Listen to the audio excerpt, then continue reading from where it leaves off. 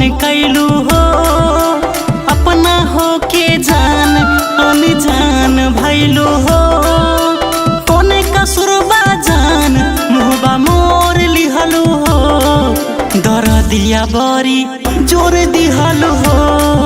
अरे कोने कसुरबा जान मुहबा मोर लिहलू हो, दरदिया बरी जोर दिहलू हो। चल गईलू ससुरबा नहीं फोन कैलू हो, अपना हो के जान अनजान भैलू हो। कोने कसुरबा जान मुहबा मोर लिहलू हो, दरदिया बरी जोर दिहलू हो। अरे कोने कसुरबा जान मुहबा मोर लिहलू हो, दरदिया बरी जोर दिहलू हो।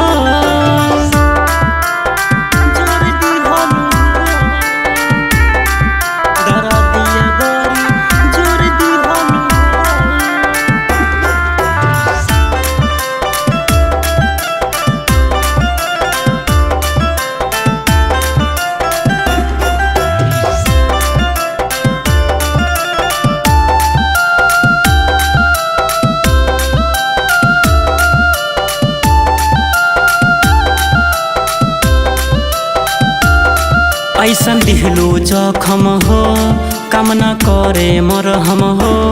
ऐसन दिहलो गम हो, तू तो हो गईलू ए जान बेवफा सनम हो।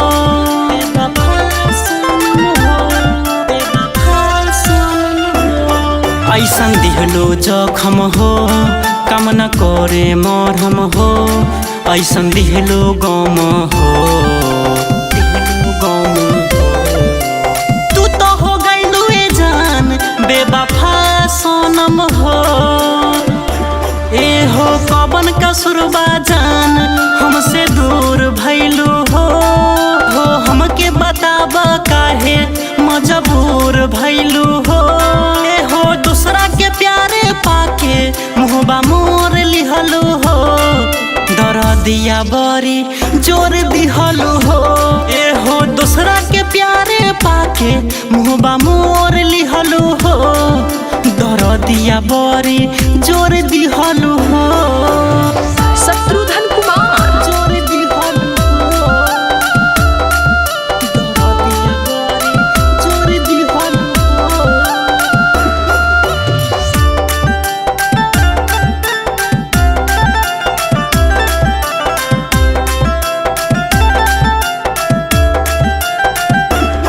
फेर लिहलो नजरिया हो, खोजलू दोसर सबरिया हो।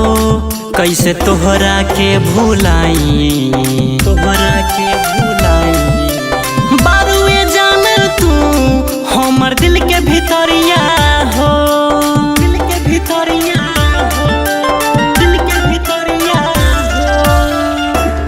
फेर लिहलो नजरिया हो, खोजलू दोसर सबरिया हो। कैसे तोहरा के भुलाई, तोहरा के भुलाई। बारुए जान तू हमर दिल के भितरिया हो।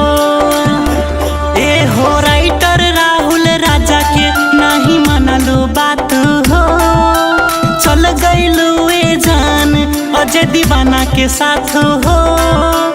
अपना बना के जान नाता तोड़ लिहलू हो, दरदिया बरी जोर दिहलू हो। अपना बना के जान नाता तोड़ लिहलू हो, दरदिया बरी जोर दिहलू हो।